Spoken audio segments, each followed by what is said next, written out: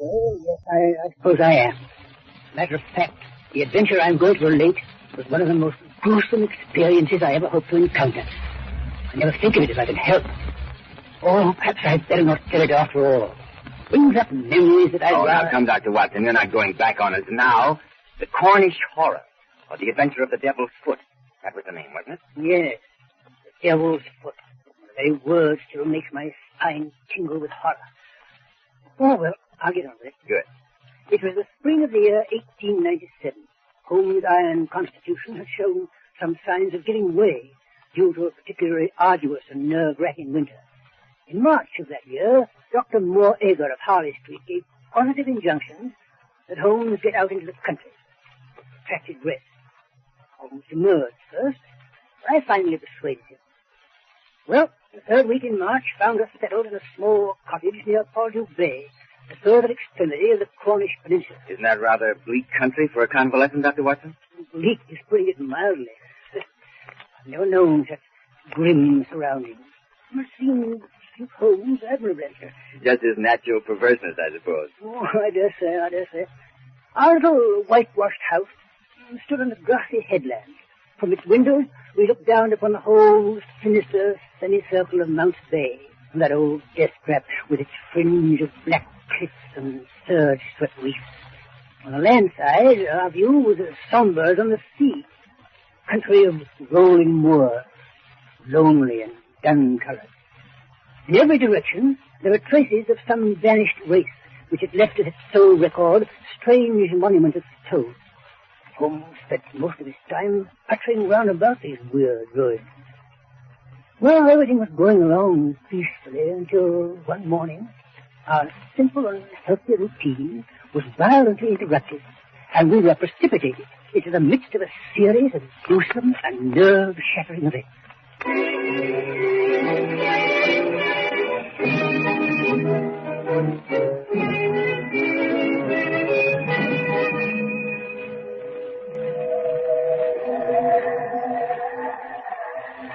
Quite a stir this morning, eh, Watson? You can see the spray flung up against our windows, and we're a good 100 feet above sea level. I don't think I shall venture out today. Bad weather. The old boy is certainly lashing himself into a fine frenzy. What do you mean, the old boy? The devil, Watson. The devil himself. What are you raving about? Didn't I tell you that the natives hereabouts refer to that seething death trap down there as the devil's cauldron? They think the old gentleman himself lives there. Dear me, how unsettling. Yes, a very interesting superstition. You know, Watson, that this locality is supposed to have been the last resort of devil worship in England. Many scientists believe that those huge prehistoric monuments of stone were part of a temple given over to the Prince of Darkness. Preposterous. I don't know. As logical as most of the theories have endeavored to explain their existence. The superstition goes on to say that when the devil was finally driven from his temple, he took refuge in the bay down there. Yes, they claim that on stormy nights you can hear his hoofbeats as he races up and down the rocks. Hey, Holmes, what are you trying to do? Give me a case of nerves? No, what's this? Someone running up our path. His smoke flapping about like a giant bat. Why, it's that Tregennis fellow, the one who boards with the vicar. What about Tregennis, eh? Wonder what's happened. Face as white as sheet. Open the door, Watson. Open the door. Mr. Holmes. Yes. Thank heaven I find you at home. The most terrible thing has happened. I can scarcely believe it. Sit down, my dear fellow. Sit down. Yeah, that's better. Now, perhaps you can tell us what's happened. Slowly, take your time. My family, my sister and my two brothers. It's too terrible. Why, just last night I was with them at the house. Satanic Water, it's called. All well and happy, with great cards. And now, without warning, I can... Easy, again. It's easy. Perhaps if you can manage to give us a few of the facts. I left them there last night. My sister Brenda and my two brothers, Owen and George. What time was that? The clock in the church steeple over at Poldhu was chiming 10 o'clock as I closed the door behind me. I had left them all in the card room, laughing and in good spirits. And this morning, being an early riser, I was out taking a walk before breakfast when Dr. Richard overtook me in his carriage with the news that he'd been sent for on a most urgent call from Satanic Water. Something terrible happened to my family. I jumped in beside him and he whipped up the horses. And what did you find at Satanic Water? Oh, Mr. Holmes, it was terrible, ghastly. My two brothers and my sister there in the card room just as I had left them. But what a change, what a ghastly change. Yes. Brenda lay back stone dead in her chair. And my two brothers sat on each side of her, laughing and shouting and singing. The scent is sticking clean out of them, and all three of them. My dead sister and my two demented brothers retained upon their faces an expression of ghastly horror, a convulsion of terror. Oh, I tell you. Yes. Dr. Richard was so overcome at the sight that he fell fainting into a chair. Anyone else in the house besides your sister and brothers? Only Mrs. Porter, the old housekeeper. He said nothing during the night. I presume it was she who found him this morning. Yes, she always goes through the house in the morning, airing it out before the family comes down. When she reached the card room, she found the shock was too much for her. She had a nervous collapse. We had to put her to bed. I don't wonder. Most exceptional case. Most exceptional. That's what we thought. We could find no traces of strangers in or around the house. Nothing was stolen, nothing touched.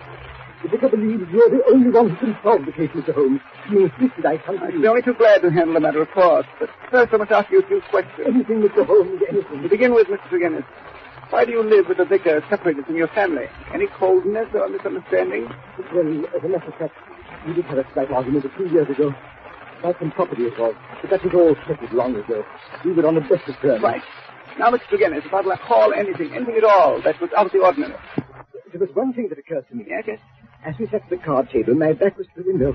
George was facing me. Suddenly I saw him look hard over my shoulder out of the window.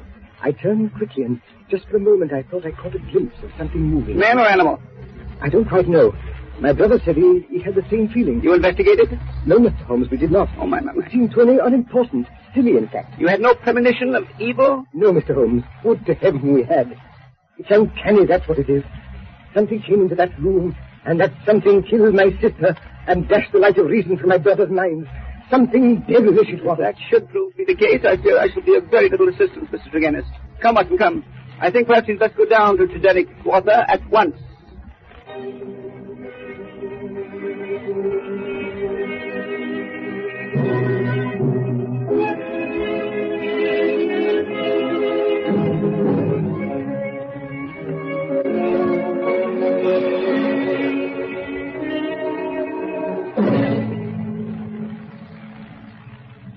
This is the house, Mr. Holmes. Whose carriage is this coming down the drive with the blinds down? There's someone in it. Listen.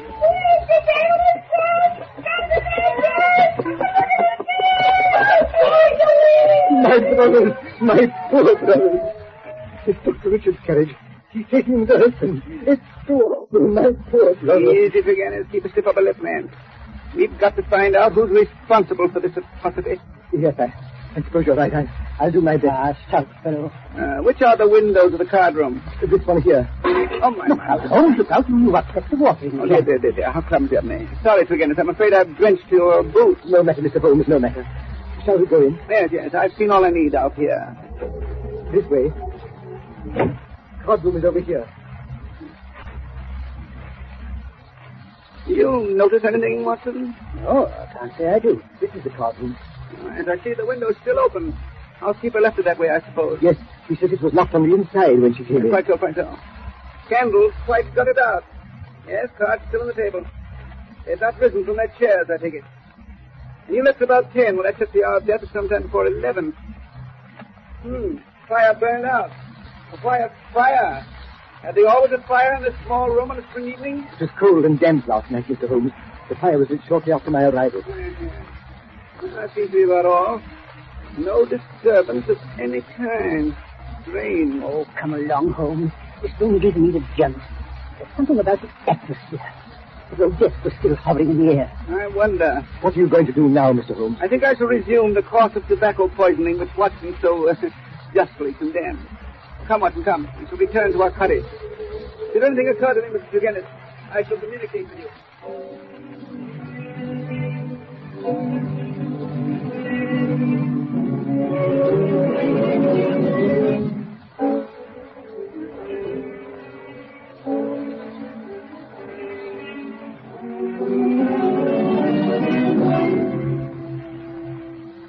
Well, it won't do, Watson. It won't do. All the facts are negative.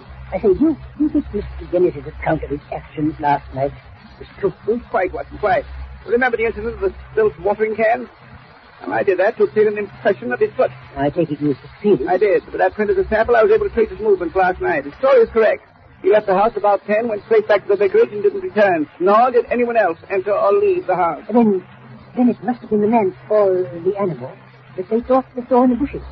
He must have returned and frightened them to death. There's no such man or animal, Watson. Last night was a dark night, and anyone who had the wish to frighten these people would have been compelled to put his face against the glass before he could be seen. Well? There's a 3-foot flower border outside the cardroom window.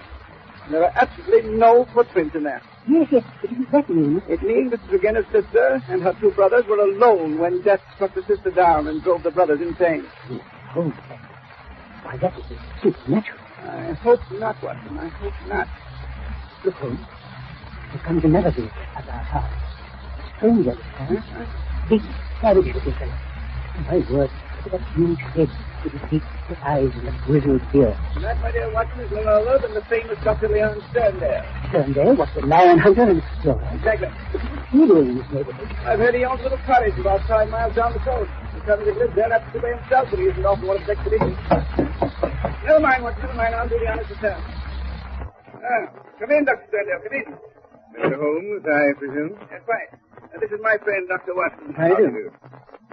Mr. Holmes, I've come to you about the Tregenna's affair. Oh, yes, yes. The police are utterly at a loss, but you have a keener brain. Pardon me, Dr. Sterndale, but why are you so concerned in this affair? Well, you see, as a matter of fact, during my many residences in this locality, I've come to know the family of Tregenna's very well. Their horrible fate has been a great shock to me, Mr. Holmes. So sorry. As a matter of fact, I was on my way to Africa. I'd gotten as far as Plymouth when the news reached me this morning. I came straight back to help in the inquiry. But that makes you lose your ship. One sailed for Africa this afternoon, if I'm not mistaken. I can take the next. When did you last see the Tregenna's family, Dr. Sterndale? I saw Brenda, Miss Tregenna, 3 days ago, just as I was leaving for Plymouth. Oh, so you've been in Plymouth the last 3 days? Yes. How'd you get the news so quickly? Surely the Plymouth papers didn't carry an account of the matter in this morning's edition. I received a telegram. Telegram? Might I ask from whom? You're very inquisitive, Mr. Holmes. That is my business, Dr. Sterndale. Very well. The telegram was sent by the vicar, Mr. Roundtree. Right, I see. Now, Mr. Holmes, have you reached any conclusion? Conclusion? Well, that would be a trifle premature. But I have every hope of bringing this matter to a satisfactory termination. Satisfactory to me, that is. Would you mind telling me of your suspicions point in any particular direction? I don't feel this is the moment to answer that question, Dr. Sterndale. And I see that I've been wasting my time. I need not prolong this visit. Good afternoon, gentlemen. Close-mouthed fellow, that Dr. Sterndale, Holmes? He told us more than he realized, Watson. But he knows even more. How could he? If he was in Plymouth. But was he, Watson? Was he? That statement is something for us to look into.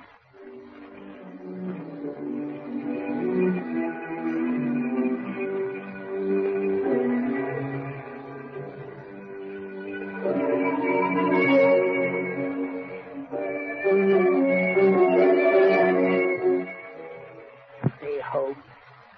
Must you go on smoking that foul pipe? Why not? Oh, the atmosphere is so thick I can hardly see across the room as it is. Oh, no, I feel depressed. Who knows what evil thing is talking abroad in our neighborhood? Light the lamp, Watson. It's the gathering twilight that makes you gloomy. Oh, rubbish. Look here, Holmes. Yes? What about that Dr. Sterndale? Do you think he did it? No, Watson. I've been in communication with the Plymouth Hotel. His story is correct. He had been there for the past 3 days. He did receive a telegram from the vicar this morning. And he couldn't possibly have had anything to do with the beginner's tragedy last night. Oh, now what? Open the door, Watson. Open the door. Oh, my dear vicar. Come in, come in, come in. Dear me, you look as though you've seen a ghost. It's tracked him down, the curse of the family. He's dead. Dead with that same look of terror on his face. Who's dead? Mortimer Tregenna What? in his study at the vicarage. My servant found him there, sitting beside his table, his face turned towards the window, and distorted with that same convulsion of fear that marked the features of his sister. Oh, my poor parish! Satan himself is loose among us. We're devil-ridden, Mr. Holmes, devil-ridden!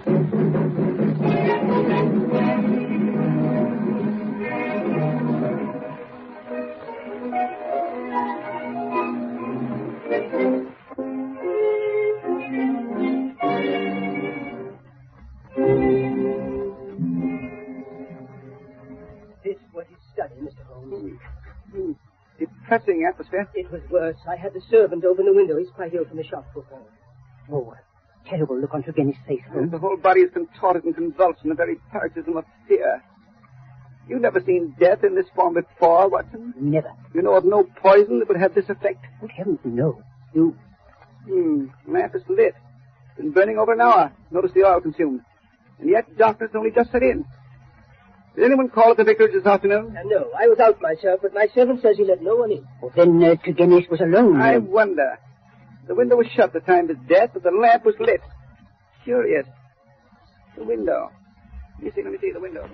Yes, by Jove, I think I found something. What's that you're putting in your pocket, The Holmes? lamp, of course, the lamp. Here, notice this powder, which is still at the base of the lamp. Red-brown powder. Give me an envelope, Watson. Give me an envelope. I must have suspected the powder. Why are you so excited about the powder, Holmes? Because it contains a solution of our mystery, Watson. It is the source and the solution.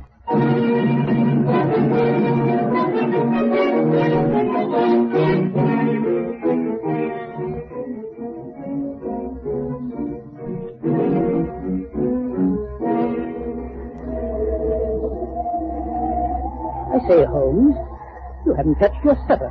Oh, what a foul night. The wind's rising again. Oh, this place is getting on my nerves. Be quiet, Watson. Be quiet. I don't want to be quiet. I want to talk. I'm tired of sitting here listening to that wind and roar of the surf down below. So, well, why did you send for Dr. Stone then? Because he is an authority on obscure African poison. Poison? Why are you interested in poison? Watson, there are two striking points in common in both cases under observation. Yes? In both cases, the atmosphere of the room had a curious effect on the persons who first entered it. The housekeeper and the vicar's servant, both were overcome, as was the doctor who was called in. That's right. I hadn't thought of that. The room was still stuffy when we entered. Right. In each case, there was combustion going on in the room. The fire in the first place, and the lamp in the second. And the lamp was not necessary. It was still daylight when it was lit. Yes, but don't you see? Something was burned in each case, which produced an atmosphere causing strange toxic effects. An unknown poison. Good heavens. I believe we have a sample of that poison in the brown powder spilled on the base of the lamp. But how are you going to prove it? I'm going to burn some of that powder. And notice its effect. Just a small pinch of the powder. Perhaps you'd better leave the room, Watson. Leave you alone in here? Certainly not. I warn you, it's risky. Oh, confound the wind. Well, come on, let's get on with this. Very well. Place your chair opposite mine. Then we can watch each other for developments. Right. Come along, I'm ready. Good. I put a pinch of the powder into our lamp. What a pleasant smell. Must be. Purple. Nauseous. Oh, listen to the wind. Holmes. I'm afraid. I don't know why. That wind. I can feel my hair rising. Holmes, you see? That cloud bank, whirling, black and sinister. Oh, it's monstrous. It's concealing something. Something too romantic. Holmes, it's coming nearer. And nearer. Can't you smell it? Suffering sinister. Hear that? Holmes! Holmes! It's Hoopy! Hoopy! I know what it is. I can see it. Oh, I can't stand it. It's too terrible. Here, Watson, for love of heaven. Don't get in. Don't breathe. Yes, I'll smash the window. I'll smash. Oh, yes, that's better. Now, breathe it, Watson. Breathe it in. Good, clean air. Oh, what a narrow escape. I had no idea it was so powerful. I know. It's a poison that affects the nerve centers of the imagination. The strain is enough to kill a man or drive him crazy. No. Someone's knocking at the door. Oh, I thought it was good. The air seems to clean out. Good thing there was a high wind. Here, I'll close the shutters and draw the curtain. Yes, I may open the door. Very well. Come on. I need the curtain. Mr. Holmes. You sent for me? Yes. Come in, Dr. Stone. Come in. You look rather pale, both of you. Yes. We've just been conducting a little experiment with the poison that kills against it. You? Yes, Dr. Sterndale. Perhaps you'd like to tell us why you killed Mortimer Tregennis. I? You can't prove it. No? Now, let me tell you how you did it. You came over to the vicarage late this afternoon. You didn't want anyone to know Tregennis. He was to let you in himself, but how could you attract his attention? You brought some pebbles with you, pink pebbles, from a heap beside your house. You threw these at the study window. I found some of these pebbles on the windowsill. Turgenis came downstairs, let you in himself. You had a talk with him. Made him light his lamp. Placed a pinch of the poison powder in the flame and left. You're right, Mr. Holmes. I did kill Mortimer Turgenis. Yeah. But I'm not guilty of the other atrocity. I swear I'm not. I believe you, Dr. Sterndale. But you know who did do it. Perhaps you'd better tell us about it. Very well. It was Mortimer Turgenis, huh? He admitted it before he died. Mr. Holmes, I have been in love with Brenda Turgenis for many years. We were to have been married when my work in Africa was finished. I've lived so long in places where man is a law unto himself, I took my own revenge. He killed Brenda. In cold blood, he killed her. I have nothing more to live for.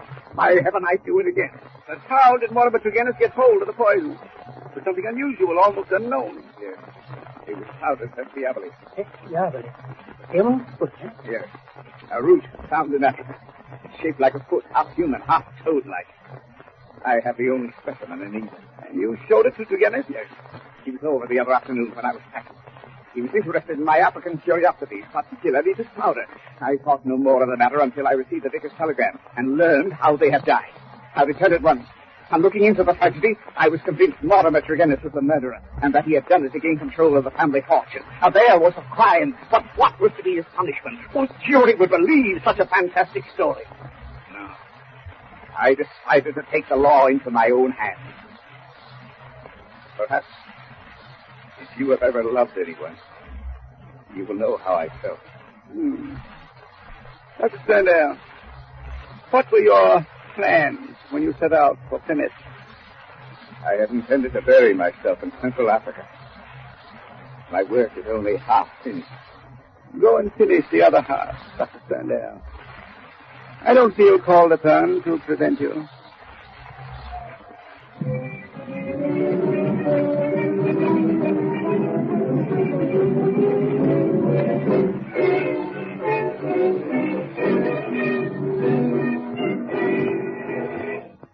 What a gruesome story, Dr. Watson. Yes.